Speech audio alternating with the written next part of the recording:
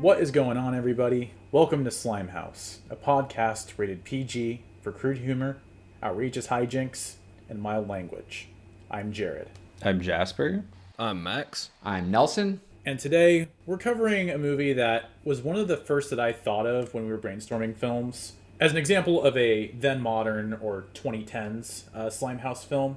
So we're going to be talking about the 2011 Kevin James vehicle, the Zookeeper. Hey, what's that? It says, will you marry... Will you marry me? No. Really? I know it shouldn't bother me that you're a zookeeper, but it kind of does. Really? 5 years later, the world's most devoted zookeeper Come on, Donald. We can move you out of the sun. is getting a second chance. I hope my being here doesn't make you uncomfortable. I'm not uncomfortable. So comfortable. Oh my God. No, it's fine. I got it. Oh, God, it's barbed. Okay, so hey, how you doing? 5 years after an engagement gone wrong, a group of loyal zoo animals break their code of silence to help a goofy but good-natured zookeeper learn how to fall in love. All right, so this one was directed by Frank Karachi, who is a real Happy Madison mainstay. This was a Happy Madison production, and some of his other works he's done with that studio are The Wedding Singer, The Waterboy, Click, Here Comes the Boom, which also has Kevin James, as well as some of the recent Sandler Netflix stuff like The Ridiculous Six. He also has a little bit of slime in his past. He did the 2004 remake of Around the World in 80 Days. It's written by a team of writers, which includes Nick Bakay, who was a head writer on the Paul Blart franchise. And this was like I said, this is a Happy Madison production. It had a whole team of producers, including Kevin James and Adam Sandler, both of who appear in the movie, as well as Walt Becker, who directed Wild Hogs, Old Dogs, Alvin and the Chipmunks, The Road Chip. Pretty slimy filmography overall there. And it was also a co-production with Zookeeper Productions, which only other credit is Daddy Day Camp, so I don't know the story behind Zookeeper Productions, but I'd like to know now. They're just a bunch of animals. And as Max and Jared said, this is a Kevin James vehicle, and he is coming right on the heels of the runaway success of Paul Blart Mall Cop. But the supporting cast is rounded out by Rosario Dawson, Leslie Bibb, Nat Faxon, Donnie Wahlberg, Ken Jeong, and a wonderful supporting performance by Joe Rogan. That's crazy, bro. Have you ever tried DMT? But not only is this a live-action movie, there's a stacked voice cast that casts the zoological characters in this film, and we see Nick Nolte, Sylvester Stallone, Adam Sandler, Judd Apatow, Cher, Jon Favreau, Faison Love, Maya Rudolph, Don Rickles. Take a deep breath. That's a long list of that peak animal voice stunt casting. But I think most importantly, there's some really famous actual animal actors in this movie. You have Crystal the Monkey, who is just a monkey slime superstar from George of the Jungle, Dr. Dolittle, Garfield, Night at the Museum. Tweet the Giraffe, who is the Toys R Us giraffe and also in the Ace Ventura movies. And then also Bart the Bear 2, not to be confused with Bart the Bear 1 of the film The Bear. This is Bart the Bear 2 from We Bought a Zoo and Evan Almighty fame, just so you guys don't get confused. Yeah, I'd say Bart the Bear 2, the slimier career of the two Barts. I'm trying to think of an actor whose brother is like slimy. There's some Jim Belushi. My first thought was Alec Baldwin and like Stephen Baldwin. But Well, John Turturro's brother is in Zookeeper. John Turturro has a younger brother. Oh, really? Well, that's Bart the Bear too, then. John Turturro too. Nicholas Turturro plays Manny in Zookeeper, who also is in Here Comes the Boom and Paul Blart. One thing to say about this movie is that as a Happy Madison production, it recycles a lot of the same actors. I mean, obviously Kevin James, but also Donnie Wahlberg and Nat Faxon, who I think has a very Slimehouse name. These are all folks that are in the New England area, and they all kind of get together for these movies, usually like the Adam Sandler vehicles, but also stuff like this. And then you even have people in the film such as Kevin James's wife in real life, Stefania de la Cruz, and she plays a in-law of his in the film. So this is technically the second Happy Madison film we've covered on the show, I think, because Hubie Halloween was in the kind of year-end wrap-up at the end of season 1. I get the feeling with the Adam Sandler productions that he's got a private jet and he's just like, loading up the vehicle, guys. Who's coming to this one? And they just fill it up with all their buddies. Yeah. But there's something that's very, to me, endearing about that, in the same way that, you know, like Christopher Guest and his cronies just go make fun movies every once in a while. You know, the Apatow gang. Say what you will about all of kind of the Happy Madison brand of movies, but it is kind of just like, these people are having a goofy good time making movies. They're clearly having fun, even if a lot of people don't have a lot of fun watching them. Yeah, I'd say the results for Happy Madison, they're always mixed, but it's always at least nice to see. Like, every time I watch one, it's always kind of a fun viewing, even if it's like something like Blended, just because everyone looks like they're having such a good time, and they're just, even the actors I don't like, pretty likable people overall, especially Sandler. And yeah, I like the Happy Madison production's a pretty interesting crew for me. I think it's just, unlike, say, Christopher Guest, the motivations are a little more clearly in, like, the crew having fun. Blended was made because Sandler was interested in going on a safari in Africa, and Just Go With It was made because he wanted to go on vacation to Hawaii. So it's a little more clearly talent first, movie comes second. Yeah, Grown Ups almost just feels like watching, like, home videos of a bunch of friends, like, goofing off.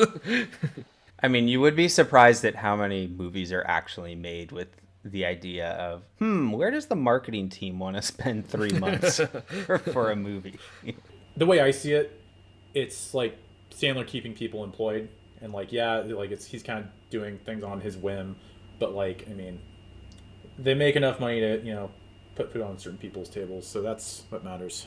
And within the Happy Madison sphere, this is not a super well remembered movie. It doesn't really come up a lot of conversation. One, because, you know, Adam Sandler is not particularly in this, and I think Kevin James does not have the kind of cultish celebrity fascination that Adam Sandler does. So on my end, I never actually had seen this. I never really cared to see it. During a roommate Christmas exchange a few years ago, definitely somebody got the Paul Blart Zookeeper Here Comes the Boom 3-pack. But Do you mean this? yes. The Laugh Out Loud collection. 3 Kevin James movies for the price of 1, and it is still in its shrink wrap if any of our listeners want it. Free giveaway. But that said, I'm actually really glad that Jared kind of nominated this movie because, like I said with Hop last week too, it's nice to just kind of watch a movie kind of blind with no past kind of associations with it. There was something nice about that, you know, looking at things from a fresh lens, maybe identifying some aspects of this that you may not have considered, you know, the first time you see it.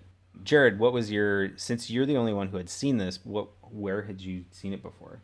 I sought this movie out of morbid curiosity because in college I was into the YouTube channel Red Letter Media, and they have a review of the trailer for this movie where they pretend they don't know it's a real movie.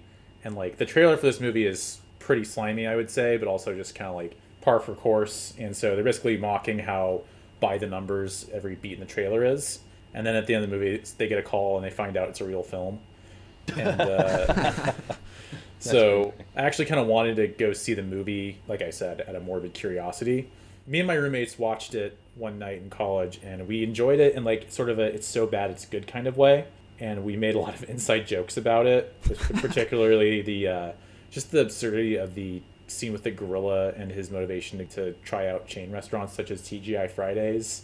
This was something that, from my past experience before we started this podcast, I thought of this as like, hey, this is like a more recent film that has some elements that we're talking about when we talk about Slimehouse. So it was one of the runner-ups for my birthday pick, actually, earlier this season. So I'm glad I did not waste that nomination on this, but I'm also glad we're covering it, if that makes sense.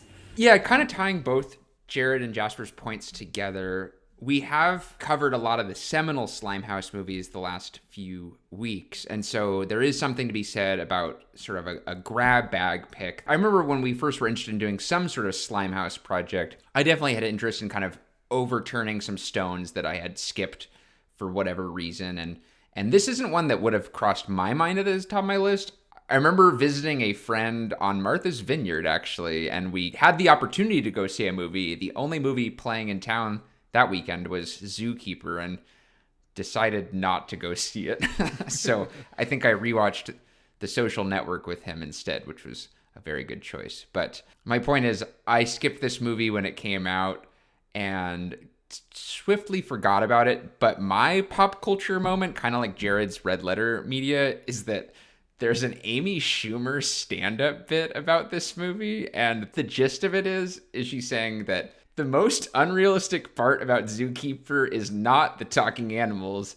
It's that Kevin James, who's unlucky in love and is in love with this beautiful blonde woman, doesn't even notice the poor girl next door who like gets overlooked all the time, who's played by Rosario Dawson. And just like the absurdity that like Kevin James is picking between these two and he has to like settle for Rosario Dawson. Yeah, because I feel like it's like a common like thing to point out, like the schlub with the like hot wife in these movies or sitcoms. But the thing that was crazy, I noticed that too. I don't even know the Amy Schumer bit. The fact that like she's the girl that he hasn't noticed the whole time, and it's Rosario Dawson, like not even just his wife or girlfriend.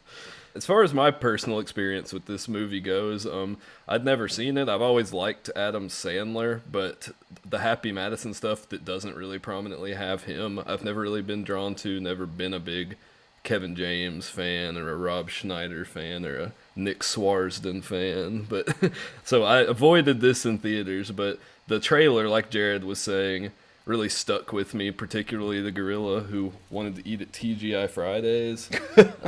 My friends and I, there was a period of time where at TGI Fridays they would have endless appetizers, and we were very fond of going like to the movie and before the movie just getting a bunch of endless appetizers from TGI Fridays, and we would frequently reference this movie whenever we'd be discussing going out for the TGI Fridays endless apps. In this movie, they made TGI Fridays out to be like Chuck E. Cheese or something. Very effective product placement, because like TGI Fridays was nothing to me, and after this movie, I feel like I think about TGI Fridays a lot more. I've had some good times at TGI Fridays. Not good food, but definitely some good times. I've had some good trivia nights. Our TGI Fridays does trivia nights, so I had some good TGI Fridays trivia. The Lexington TGI Fridays goes hard. I think it's gone now. I think all our TGI Fridays are closed after the pandemic, so RIP to the endless apps. So speaking of endless apps, this movie kind of came out right at the smartphone era.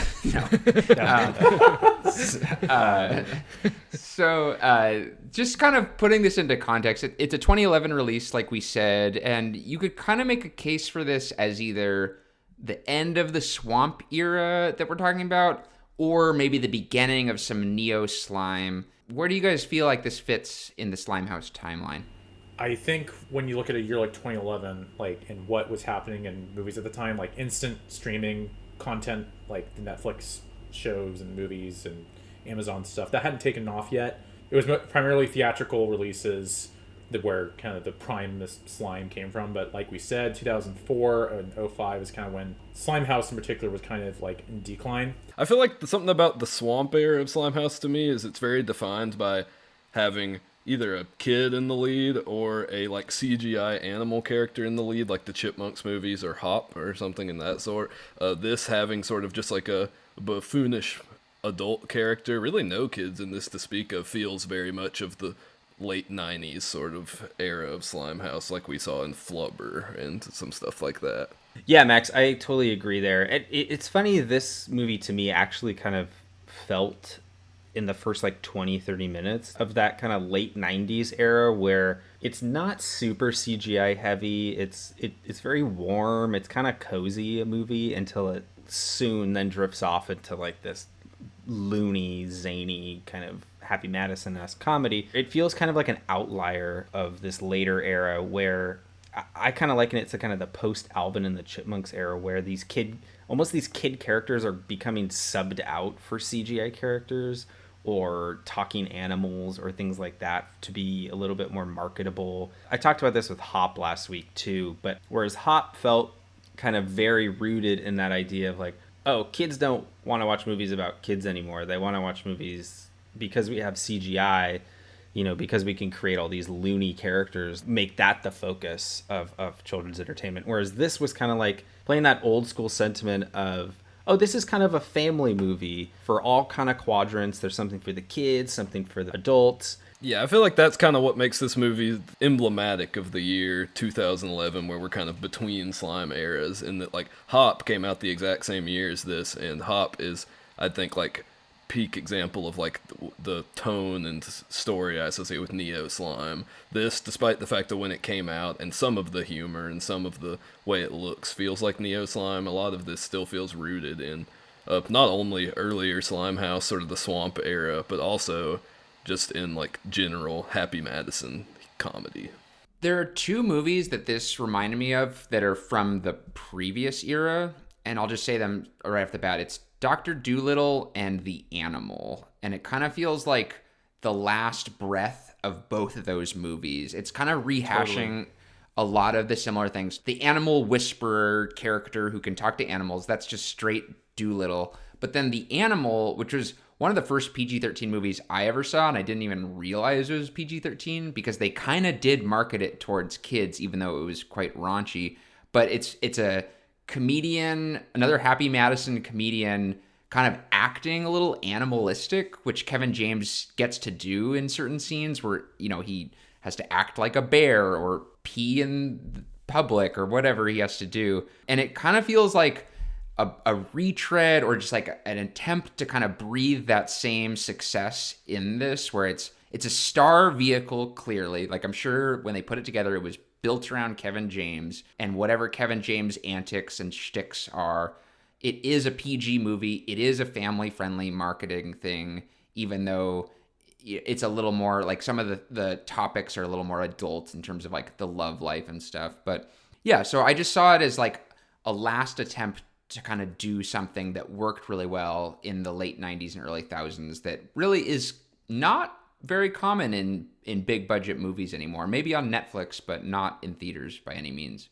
Yeah, it's sort of just talking about movies from the past era. This reminds me of this reminded me a lot of just in the way it looked, the score, a lot of the tone of a Night at the Museum, which I think is a very swamp era kind of movie, where it's just like adult main character, unlucky in love. These magical characters are kind of helping him through a rough time while he's also like doing this wacky stuff. This really reminded me of that, and I feel like that's very swamp era, and this feels like it could have come out exact same time as that. That'll be a good franchise to do it at some point. Yeah, for sure. On this show, yeah.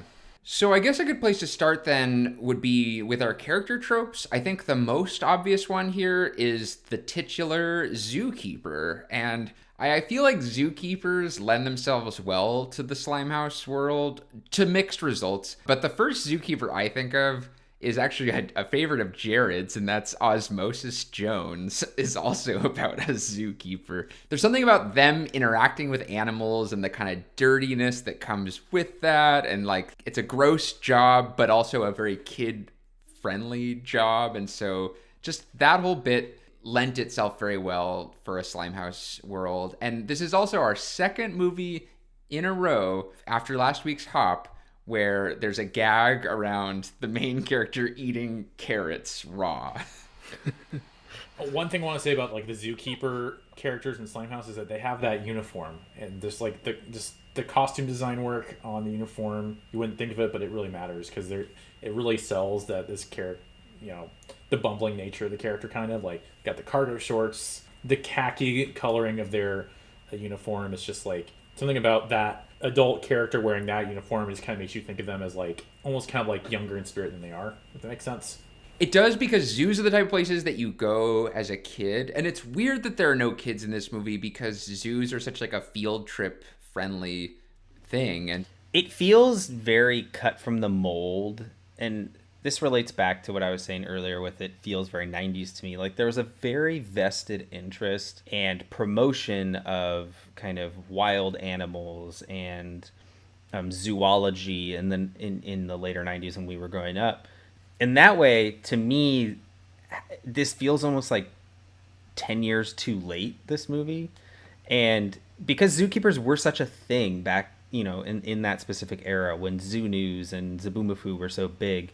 And so it's interesting that you bring up that Zookeepers to you are kind of inherently a slimy job. That was one of those careers that like in kindergarten, first grade, second grade, everyone was like, oh, I want to be a zookeeper. I want to be like a zoologist. I want to be a marine biologist. And I think a lot of that is from so many of these movies like Free Willy or Mighty Joe Young, or even some like goofier ones like George of the Jungle. I definitely see, just the idea of a zookeeper being something that is very fit from the classic Slimehouse mold. I think the next thing we got to talk about is the humans acting like animals in this movie, because like there's this being a zookeeper character in a movie like this to begin with, but then there's also, to mention George of the Jungle, the Brendan Fraser film, there's the idea that this human main character kind of learns from the animals in terms of like how he behaves around other adults. I think that is something you see in almost any Slimehouse movie with animals as a prominent part. Like there's that theme of a lot of the humor crossing over from the animal world to the human world. There's an anthropomorphizing of animals that people just found so funny, and so Kevin James is like, how do I get the girl? And then Adam Sandler, who voices a monkey, is like, throw poop at her. It's like that's kind of like it in a nutshell. Is like the place where like animals and humans overlap, where like Kevin James is taking advice on how to be a man from a bear. So he's like walking around like a bear and kind of snarling like a bear. But then at the same time, you've got Nick Nolte playing a gorilla in kind of a direct ripoff of George of the Jungle, where like the gorilla is like as human as inherently possible, where he's just like, I want to go to TGI Fridays. And, just that overlap of where animals and humans kind of act like one another, and the humor found in that. I want to bring up one scene in this movie, because you mentioned the poo joke, but there's also a pee joke in this from the wolf at the zoo. And like he basically teaches Kevin James to pee in the wild, and that's his kind of contribution to the animalization of the zookeeper. During that scene, he mentioned there's lip service paid to the idea of pheromones, which we saw a couple episodes ago on Max Keeble's Big Move, the principal getting doused in pheromone spray. And I just thought it was great to see that come up once again. And I think that's kind of like that kind of joke about pheromones and how pheromones attract one person to the other. It being like kind of like cast in this kind of like crude kind of way.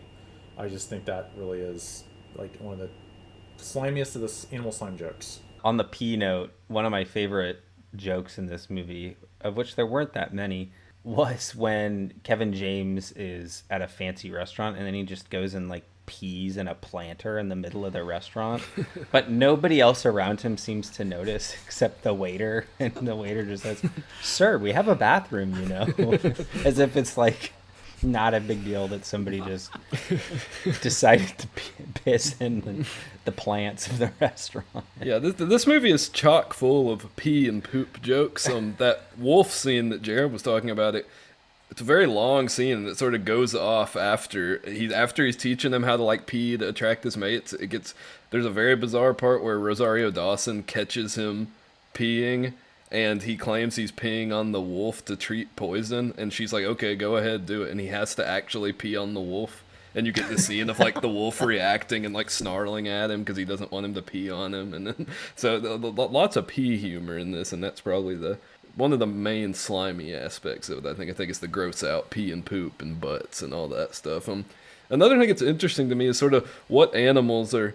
I thought about this when Nelson was talking about the gorilla in the movie, how the sort of animals that are allowed to have like serious plots in Slimehouse versus the funny animals. And it's weird, like a monkey is always funny, but a gorilla, who's very similar species, always like the serious one, the only one who's given the opportunity to have a real storyline, usually the gorilla. With George of the Jungle, and it's not really a Slimehouse movie, but Congo is another gorilla movie. I just watched Congo. Yeah. I mean, gorillas are serious animals. Pour some out for Harambe here. Another movie that we covered for the 2020 wrap up was, I don't think we covered it, but we watched it as like a contender, was The One and Only Ivan, which is in that movie the gorilla is voiced by Sam Rockwell.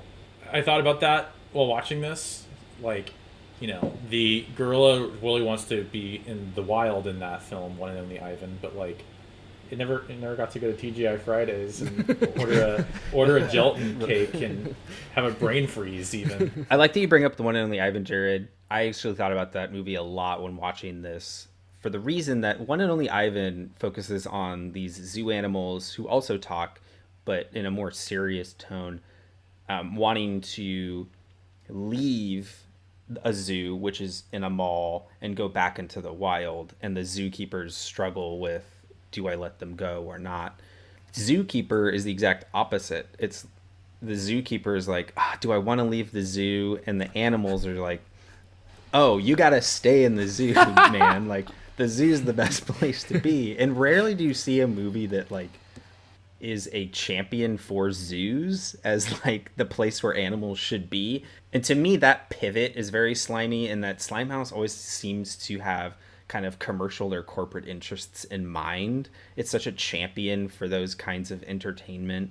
That subtle difference, it's not very subtle, it's a big difference between those two. Just, it to me was like, oh, Zookeeper is definitely on the Slimehouse road, where One and Only Ivan was more family entertainment that was a little more on the serious bend, despite having some Slimehouse humor in it. Yeah, I was totally kind of expecting this to end up with some kind of like conservation or environmental message, even if it was shoehorned in there, because most talking animal movies, I feel like, at least have something to do with that. But it was totally like, these animals might as well have just been like human characters. They, other than there wasn't any sort of message about the animals. And I feel like a lot of these animal movies tend to be more sentimental, which makes them not slimy, but this one wasn't at all. And I think that's what separates it from, say, like the Dumbo remake, One and Only Ivan. Another movie that's comparable is the Dolittle remake that was on our 2020 wrap-up. And in that, the ensemble of animals is all given really different stuff to do, and they all have their own problems with, like, the polar bear is always cold, and there's some humor in, like, the animal-specific issues. But in this, it's where this movie is a weakness for me. The animals are just a voice, and they aren't very specific. Other than the gorilla, none of the animals are really given depth or a complicated problem for the zookeeper to really solve. I was sort of waiting for that, where, like, Kevin James, the zookeeper, could really show off his love of the animals. But to Max's point earlier, they're mostly just a gag or two bits, and that's kind of and a funny, recognizable celebrity voice, and that's it. Yeah, it feels like you have like a lion and a gorilla, and then just like every other animal is just gross, and that's the joke. Like, all animals, like, the movie's just like, all animals are gross. This animal is going to be talking about pee and poop, and then there's like a lion who's noble, and there's this lonely gorilla.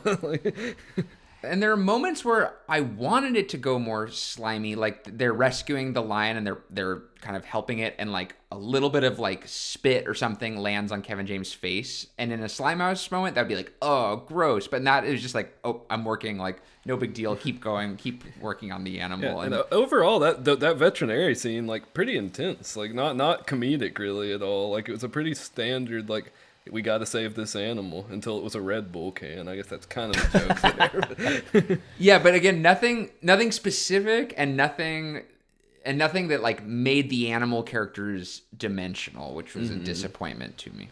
Yeah. Interesting that you say that, Nelson, because I actually think in my kind of interpretation makes that even a little bit more slimy, is that the animals are just there to add humor to the movie.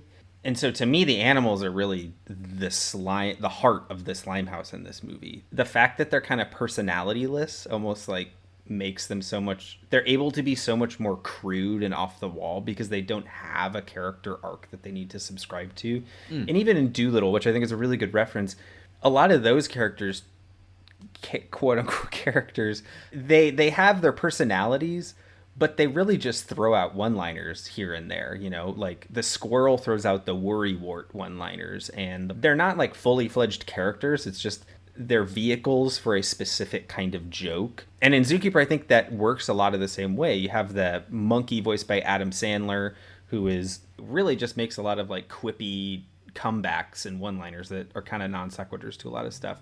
Okay, just to put that one to bed, I think that in Dolittle, at least the characters have like a character trait to them, you know? Like Octavia Spencer's goose always brings the wrong thing, you know?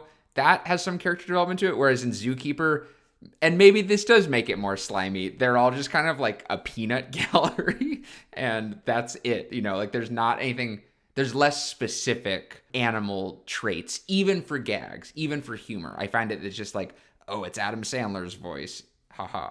Yeah, I'd say that makes the movie a lot worse, but also makes it slimier to me. I guess that's my point. Yeah, and Yeah. I think that's a good way to bridge the two. Griffin, we need to talk. Oh, crud. How long have you been able to talk? Let's see, today's Tuesday, so, Always. You're the best zookeeper we ever had. We don't want you to leave. You listen to us. We'll show you how to get the girl. You think I should just maybe ask her out? All right, now, slow it down, hotshot. Do you mind if I ask you a question? Anything. Is TGI Fridays as incredible as it looks? It's pretty good. It's interesting to watch our first Kevin James vehicle as we're slowly kind of checking off the different kind of, quote, A-listers who have their own Slimehouse movies. And in this case, I was kind of disappointed by his slime-o-meter. I think that his humor is really specific. You can watch the Paul Blart trailer and know everything you need to know about Kevin James. Like, his type of humor is a lot of just him falling and, like, physical humor, but not really creative physical humor. And so at times the movie lost a little bit of its slime factor for me because it felt more like, quote, Kevin James humor than actual Slimehouse humor. But that was just my experience with the gags here.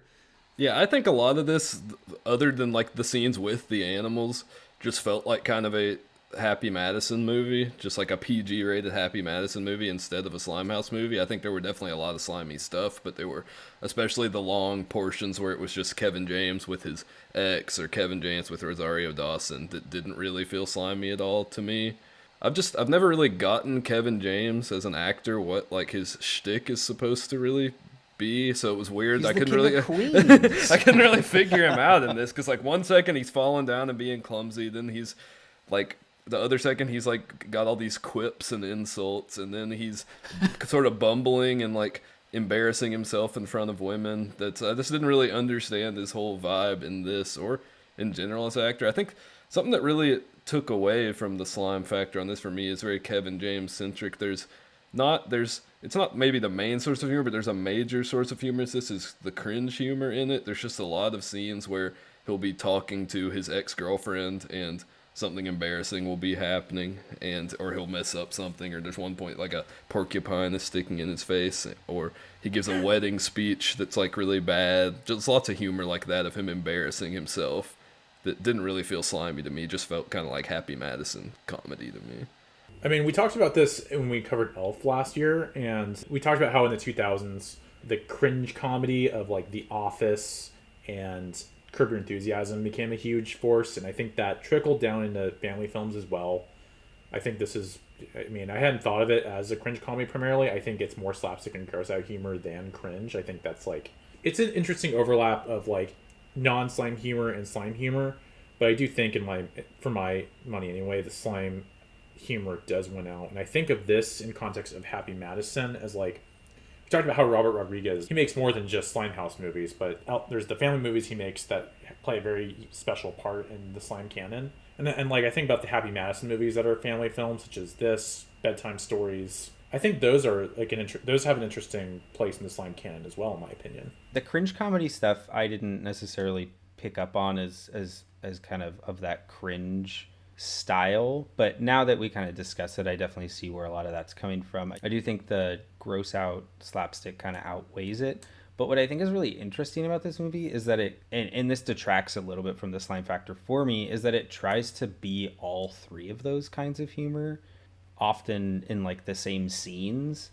And this is not a show where we're here to critique a movie's quality, but for me it really makes a confusing blend of, okay, this is kind of going for this Slimehouse genre that we've identified, but it's also kind of trying to go for this, you know, that Happy Madison style, but then it's also kind of trying to go for that like frat pack Ben Stiller kind of style of humor, and none of it really coalesces in something that's truly definable. And in that way I think this movie's kind of interesting. Also a disaster and a mess of a movie, but it it doesn't really feel like much of anything in that regard because all of these styles of humor are so peppered in everywhere. Not to mention a rom-com. There are parts of it that are just straight up rom-com scenes. Yeah, and that's so- kind of what I noted, that this is just kind of a romantic comedy with like goofier parts and animals than a lot. I think a perfect kind of microcosm of how to look at this movie's different kind of like styles it's trying to meld is we talk a lot about the emasculation humor that pops up in a lot of these Slimehouse movies, which is usually pretty mild stuff, like somebody gets kicked in the balls and says like mommy in a high-pitched voice, or somebody sleeps with a teddy bear or something like just. But this movie has like kind of a legitimately like kind of a weird like misogynist streak to it that I've got. Definitely. Like I feel like a lot of Happy Madison movies of this era, even ones I like a lot, like Click, have this very traditional suburban dad kind of POV to them. And this really had that with there's a lot of like emasculation humor that feels more mean-spirited. At one point, Joe Rogan's character is named Gale. Kevin James is just like destroying him for having a feminine name and calling him female and all this stuff. And it just felt very mean because, I mean, that's not that uncommon of a male's name. I'm sure there's plenty of men watching the movie named Gale. There's also like a scene where there's like a German fashion designer that Kevin James just decides to roast for like, it was a weird scene. He just sort of started roasting this guy and got the whole crowd on his side. And he kept saying, "You got grandma hair," and like chanting that, which very unfunny joke, but also just very centered in just saying that this man looks like a woman. And like, that's funny. And notably, those scenes take place away from the zoo, and no zoo moments have that. So to Jasper's identity crisis point, the movie wants to be a lot of different things, and that doesn't make for great movies when you can't decide what direction to go in. Going back to the character tropes a bit, in the movie there's Kevin James's brother, played by Nat Faxon, who's like a more successful version of him, as a car salesman. And I think the conflict that James's character has in this is like taking this career path to being more successful versus like, you know, what comes more naturally to him and doing what he loves. And I think you could frame that as a slimy conflict in a film, like the pressure to be normal or social or cool or something like that. I think that this is basically an echo of that for like an adult character. I felt it was not slimy, is what I'm trying to say. And the romantic aspect of it actually plays into that as well. Because like there's always like talk about how he has potential in her mind and how she wants to change him. Just putting that in there. Also, him falling for the friend in the end. We saw that Yeah. in Max Keeble and Snow Day. So We've been talking a lot this season about like the romantic element in these movies. Snow Day, Keeble. Let me clarify. The romantic part doesn't make it inherently not Slimehouse. I think just the sequences sometimes play more like rom-com scenes. Like the wedding scene has long bits that feel like rom-com stuff rather than Slimehouse stuff. also, I feel like the romance in this is very much centered towards like the dad audience or the parent audience, and the kids are supposed to enjoy the animal stuff. I feel like the romance plot, there isn't really much of an attempt made to make that appealing towards kids watching, which is a major cause of the weird tones. Totally. It reminded me a lot of like a Flubber per se, or a George of the Jungle, where there is kind of like an adult romantic subplot that doesn't necessarily matter to kids. Going off your point, Jared, too, we've looked at a couple movies where we've had this theory about them being either written up to be Slimehouse movies or written down to be Slimehouse movies. And this one feels very much of that mold. Either this was a pure kids movie about a zookeeper that they were like, not sure if that's going to be bankable at this time and place. Like, let's add the Paul Blart side of it, which is a little more adult. Or it was like an adult Zookeeper movie that they're like, adults aren't going to buy into this. Let's bring it down so we can get them to bring the kids and get 2 more tickets in the theaters, you know? Which is kind of interesting because originally this was slated to be directed by Walt Becker, not Walter Becker of Steely Dan, but the director Walt Becker was slated to direct this movie, and he still has a producer credit. And he actually, I think, has 2 movies that were sort of worked down into Slimehouse movies from adult comedies. So interesting correlation there, because he directed Old Dogs, which I think we've discussed a little bit in the past, an R-rated movie that was cut down into a kid's comedy. So maybe some of that went on here. I could very much see this being made for adults at some point. I thought of it as like it's trying to be a 4-quadrant family movie. There's like some of the adults will buy into like the romance stuff, and then the kids love the talking animals and the slapstick, and and it is kind of like tacky in that regard. And like I said, I never like this is more of like a ironic enjoyment for me, but why not enjoy it on those terms? Yeah, I definitely enjoyed the movie for a lot of reasons. The wrong reason. I mean, I guess you could put it this way. Slimehouse movies are inherently for kids, all about kids, kids rule, and this movie isn't all that. It has that to some scenes, but it also is, like Jared said, a 4-quadrant movie where you could go on a date night to see this movie and you would not get laughed out of the theater. You know, you could be like, "Oh, you wouldn't get another date if you bring a date to this movie." You know, Kevin can wait. But shots fired. So I think there's something different about that. Like adults can get away with this one, and that to me lessens its Slimehouse factor, but it still does have some slime-centric scenes. Whether they play well or not is a different story.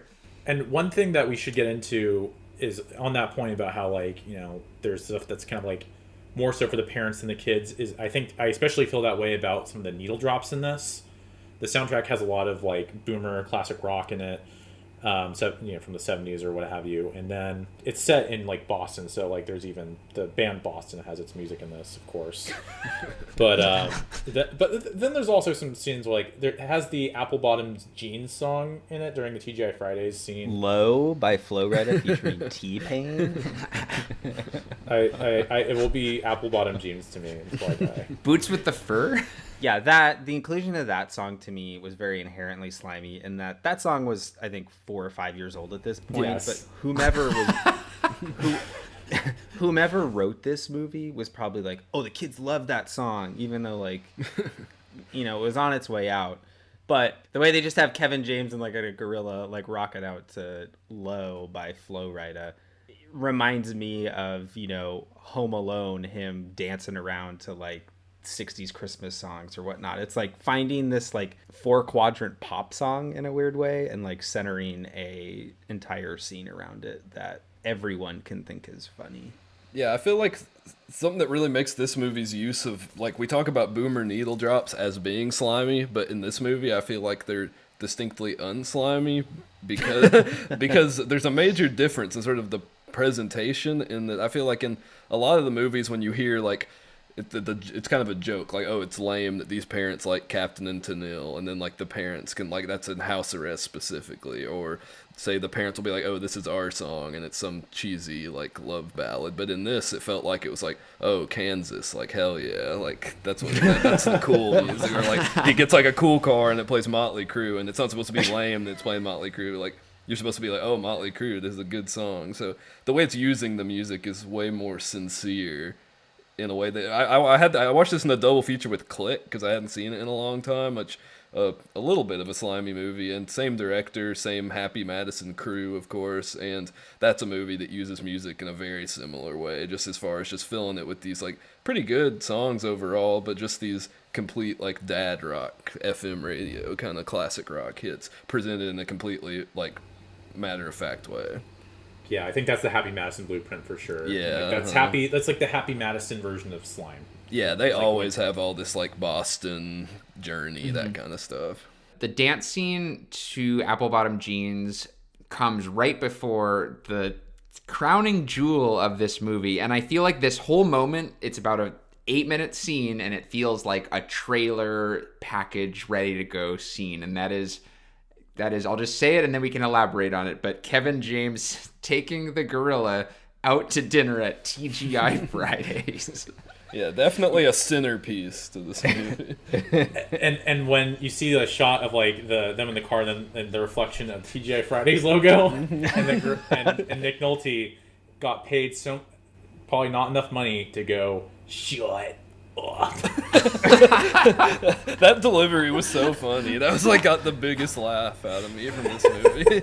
And he's got those cartoon eyes that are huge, like gorilla eyes, and there's this sense of like realism of like, oh, we'll get away with it. Just talk and pretend you're a human in a costume. And then the way they present TGI Fridays, it's like it's a complete like party. They're like chugging drinks, they're like smashing a guitar. It's like no TGI Fridays I've ever been to has had this Dancing much with energy. girls. Yeah. He orders 30 oranges. And because he's a gorilla. And he one thing that I don't think we've seen in a Slimehouse movie yet, and it's in this, and it gets more points for having it. The brain freeze. He gets a brain freeze while he's at the bar. That's good. That feels like it should be in way more Slimehouse than it is, really. Yeah. Like, I feel like that's such a big thing when you're a kid, like getting a brain freeze from the Slurpees. So glad to see that making an appearance. This whole scene kind of goes on that same kind of commercial interest train that I was speaking towards earlier, with it being a very pro-zoo movie. Like, this whole movie just feels like it's centered around, oh, where can we take the kids after this movie? Because they see this movie and are like, oh, I want to go to the zoo. Oh, let's go to TGI Fridays for dinner. I'm sure TGI Fridays did some marketing ploy where it's like, buy a $9.99 chicken wings and get a free ticket to go see Zookeeper or some shit like that. You know, like, it feels like, to me, that kind of just product and brand placement is very, very, I mean, it's a comedy thing. Like, you'll see that in adult comedies too, but the brands being so much more like family friendly, like a TGI Fridays, is something that to me is just so slimy. Yeah, and we can't forget the gorilla's parting lines in the film. He asks if Benihana is as good as it looks too. So lots of chain restaurants. It's just, I feel like that really shows you where this movie's cards are. That like the one animal that really has an arc in this is the gorilla, and his arc is he wants to go to various chain restaurants. So I actually thought that the gorilla was voiced by Tom Waits for most of the entirety of the movie. Can you imagine? That'd be so... That's how I know you haven't seen Warrior, because I just recognize his voice immediately from Warrior. I mean, Nick Nolte has a very recognizable voice, but Tom Waits, if you're familiar with his music, he just has this like nasty, raspy voice, like he's smoked the entirety of the world's supply of cigarettes. To me, that made this movie so much more slimier at first, just thinking that they got Tom Waits to play a gorilla in a Kevin James movie, and like TGI Fridays paying him like millions of dollars to do some like TGI Fridays product placement. I mean, it's not as much, but Nickelty isn't like who you'd expect to be like the hilarious voice actor. It is pretty random. Like, I think of him as much more of a prestige actor. Yeah, I feel like as far as the voice actors in this go, all the ones are like, oh, this tracks, and then Nick Nolte's like the weird one where you're like, Nick Nolte's playing the gorilla here. Yeah. Yeah. Unfortunately, I think we're still waiting for Tom Waits' Slimehouse debut. Zookeeper. Apple bottom jeans, boots with the fur. The whole club was looking at her. Shut up. She hit the floor. So I think we're done with our round of appetizers. Let's go into the main course for this Friday. Zookeeper. What do you guys think about slime scores here? Jared, do you want to kick us off? Since this is a favorite of yours, do you want to kick it off? Define favorite. Okay, like, I want to close by saying this. Like, when I first started assigning slime scores to movies in my head, I had this at a 9. But as we've been workshopping what Slimehouse is, I do recognize that there are ways in which this movie falls short. We've talked about that. I do think it represents an interesting kind of amalgamation of the Happy Madison branch of humor and Slimehouse.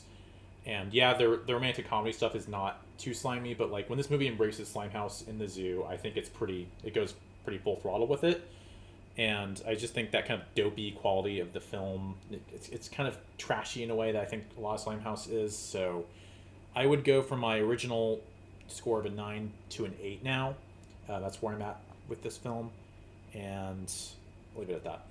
For me, we've already discussed a lot in the episode, kind of the sliminess of this movie. It's different qualifiers, what makes it slimy, not slimy. And for me, I think I'm gonna have to give it a 6, I would say, on the slime score. I think that the format of the movie overall just wasn't that slimy to me. It just felt kind of like a Happy Madison romantic comedy. The animal parts were very slimy, but honestly, there were less animal scenes than I was expecting. A lot of long stretches of just Kevin James and Joe Rogan arguing with each other, which not a slimy sight. And so for me, I'd say it's a little over a 5, somewhere between 6 and 7. I'm gonna go with a 6, just because I think the sliminess is present enough, but not all there enough for me to go any higher than that. Yeah, I'll echo that. I had this at a 7, and I'll stick with that. I definitely agree that there's a lot of this movie that isn't quote unquote Slimehouse. It's not for kids with a kid-driven narrative. But I think that said, looking at it through the lens of some other kind of similarly minded movies that also aren't kid-driven, like a George of the Jungle, like a Flubber, movies like that, I think it compares very favorably in terms of just how well it coalesces with kind of the Slimehouse genre, mostly because of those animal scenes. With a movie like Flubber, when you take the Flubber out of it, it's not a very slimy movie. Zookeeper, you take the animals out of it, it's not a very slimy movie. But when you immediately add that element that is there for a more juvenile, slapstick, gross out purpose, it just cranks up the slime meter, and for that I settle on a 7. Okay. I'm kind of surprised to hear some higher slime scores, and I think I'm having trouble because the movie is not very successful at what it's trying to do, and so that to me is depreciating its slime value.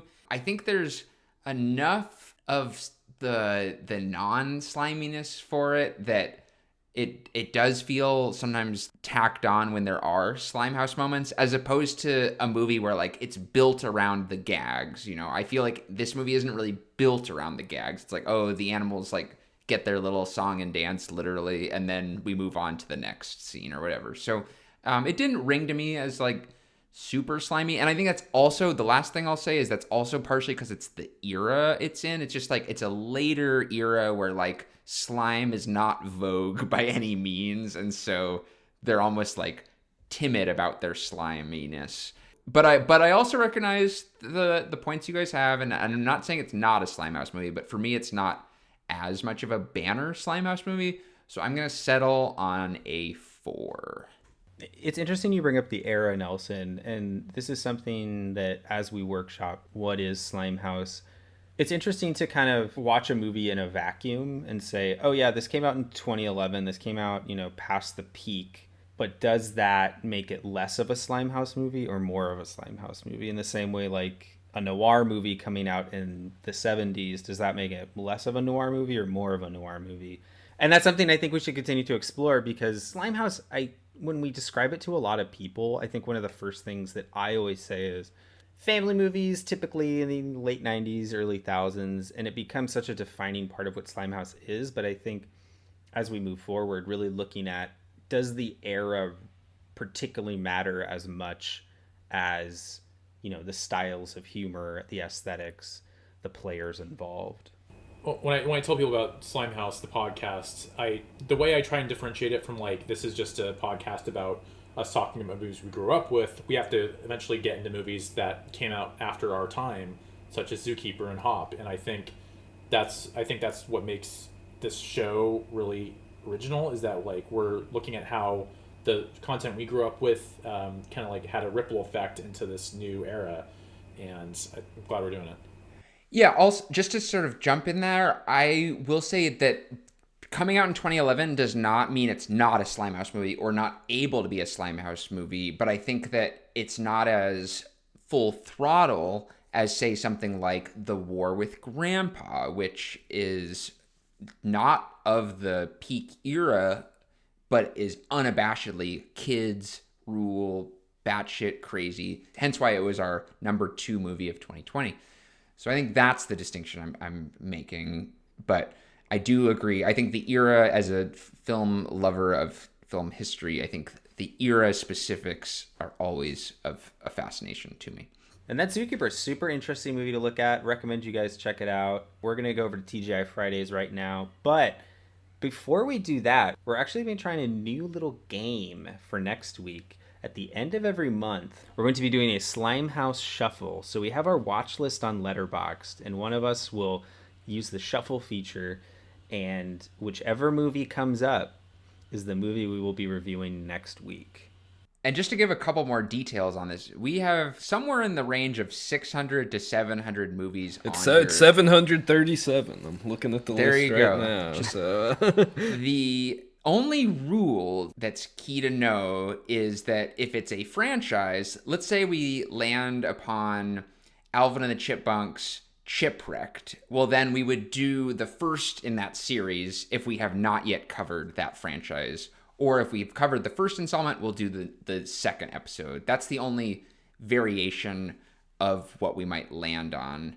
It's also interesting to note that the range of years we have in the pot range from the 1940s to 2020. You know, some of these are very proto-slime. Some of them, you know, just came out a couple months ago. So you never know what we're going to do. Some days we might be looking real back deep into the archives, and some, you know, we may just be freshening up on our current Slimehouse. So, Max, do the honors for us and do our first shuffle. Do we want to do a little drum roll? All right. Right, yeah, ready and... Okay, shuffling now.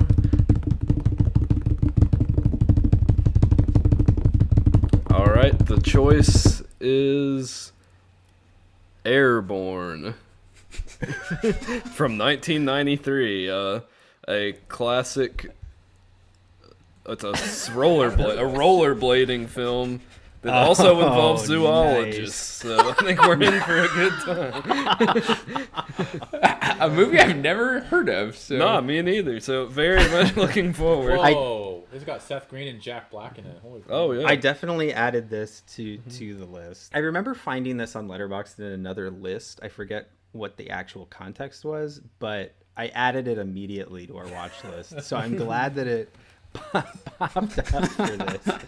But I think this will be an interesting one. 1993, like an extreme sports movie. This could be like a real sleeper watershed movie. Yeah, some very early Jack Black, who I'd say goes on to quite a slimy career. So yeah, looking forward to Airborne. Filming locations: Newport, Kentucky.